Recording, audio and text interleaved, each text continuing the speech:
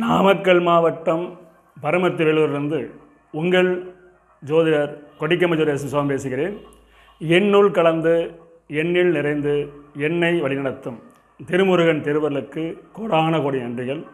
ஆயிரக்கணக்கான ஜோதிட சுருதிகளையும் அதன் சூட்சமங்களையும் என கற்றுத்தந்த எனது குருநாதர் சிங்களாந்தபுரம் எஸ். அண்ணாசையாவின் பொற்பாதங்களை பணிந்து வணங்கி மகிழ்கிறேன்.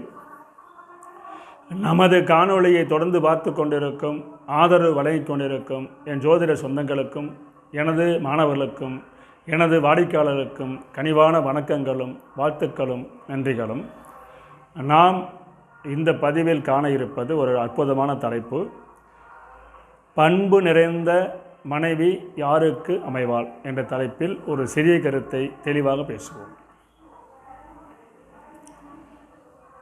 ஒரு ஜாதகத்தில் 7ஆம் அதிபதியும் சுக்கிரனும் பாதிக்கப்படாமல் இருந்து குரு பகவானுடைய பார்வை அவர்களுக்கு கிடைத்து பாக்கியாதி தொடர்பு இருந்துவிட்டால் அவருக்கு வரும் மனைவி கண்டிப்பாக பண்பு நிறைந்தவள், ஒழுக்கம் நிறைந்தவள், அழகு நிறைந்தவளாக இருப்பதற்கு அதிகபட்ச வாய்ப்பு. இது நடைமுறையில் பல ஜாதகம் பார்த்து வைக்கிறோம். சரி, இப்போ ஸ்க்ரீனில் பாருங்கள். இது ஒரு அற்புதமான ஒரு ஆண் ஜாதகம். 30/11/1986 பிறந்தவர். 11:06 AM காலையில். லக்னம் பார்த்திங்களா மகர லக்கணம். குரு செவ்வாய் 2ஆம் வீட்டில், 3 மீனத்தில் ராகு, கன்னியில் கேது பகவான், துலாத்தில் புதன் சந்திரன் சுக்கிரன், விருச்சிகத்தில் சூரியன் சனி பகவான். இது ராசியோட நிலைமை. நவாம்சம் எடுத்துக்கிட்டிங்களா கடக லக்கணம்.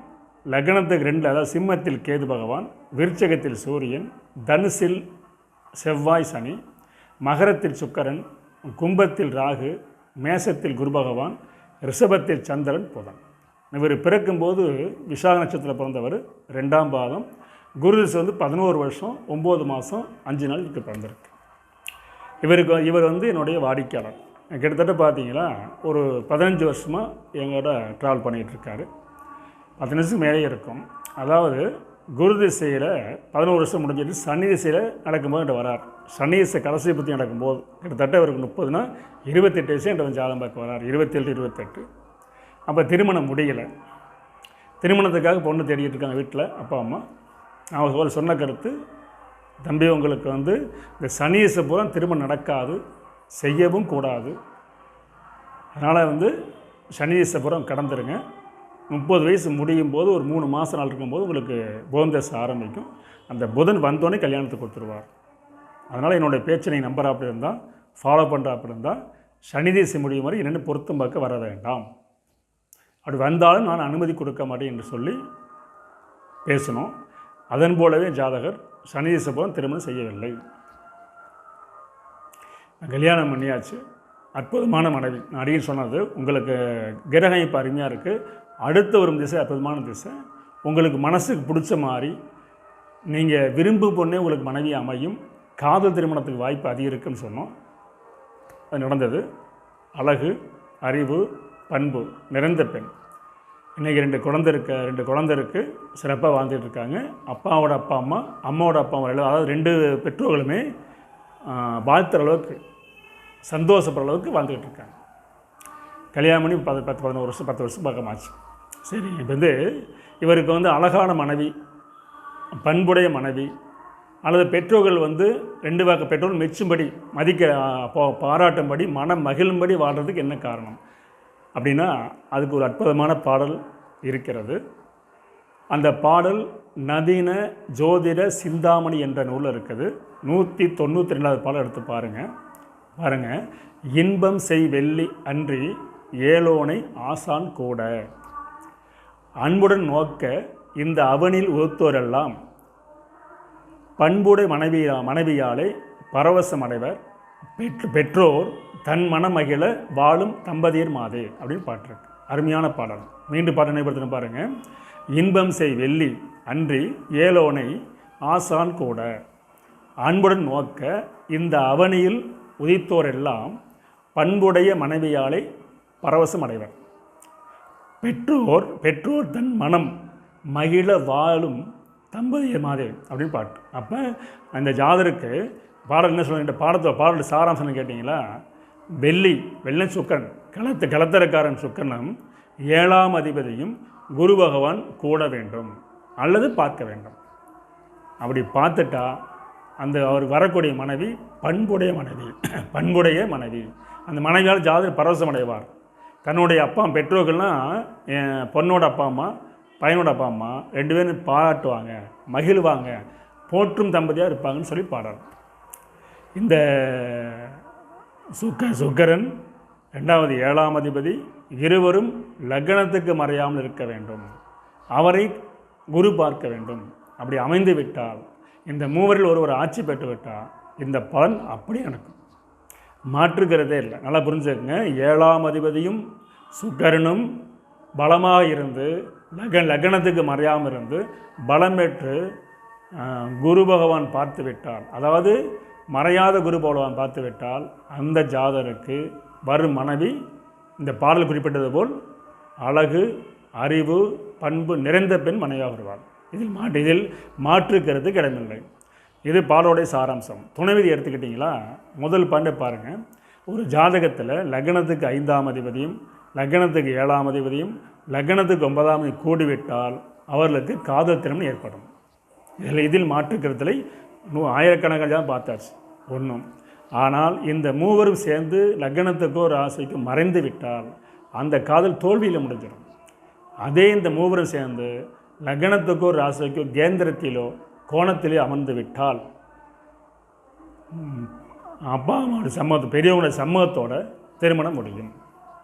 இவங்களுக்கு இவர் விரும்பிய பொண்ணை எங்கள் அப்பா அம்மா சம்மதத்தோட பெண்ணோட அப்பா அம்மா சம்மதத்தோட திருமணம் முடித்து 10 வருடம் ஆகிவிட்டது. 2 குழந்தை இருக்கிறது. அழகான பொண்ணு, நல்ல நிறம், அழகு, நல்ல குணம், நல்ல பண்பு. திருமணத்துக்கு அப்புறம் ஜாருக்கு செல்வாக்கு படிப்படியாக கூடி இன்றைக்கி கோடியில் சம்பாதிச்சு நிம்மதியாக வாழ்ந்துட்டு இருக்கார். அது காரணம் ஜாதக கிரக அமைப்பு. சரிங்களா? இப்போ விதி துணை விதி எடுத்துக்குவோம். இப்போ ஜாதகருக்கு பாடலை பற்றி சொல்லிட்டோம். இவருக்கு ஏன் லவ் மேரேஜ்னா 5 எலும்புன்னு சொன்னோம், விளக்கம் 1. 2வது பார்த்தீங்களா, 7ஆம் அதிபதிக்கு 9ஆம் அதிபதி தொடர்பு இருந்து விட்டால் அந்த ஜாதகர் மனைவியால் பாக்கியமுடைய ஜாதகன்.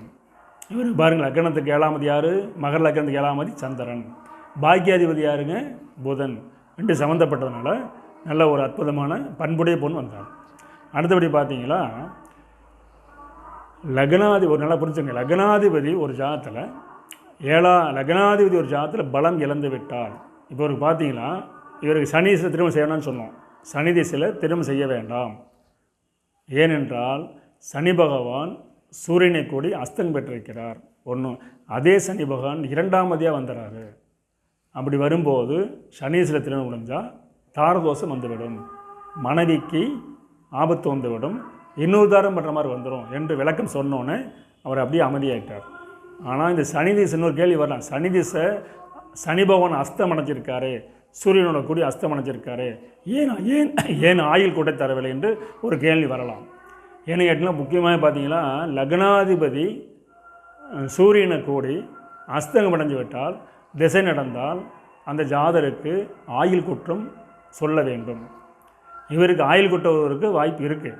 ஆனால் ஒரே ஒரு பரிவர்த்தனை மூலம் அந்த தோஷம் நிவர்த்தி ஆகிவிட்டது. இப்போ சனி பகவான் செவ்வாய் வீட்டில், செவ்வாய் சனி வீட்டில்.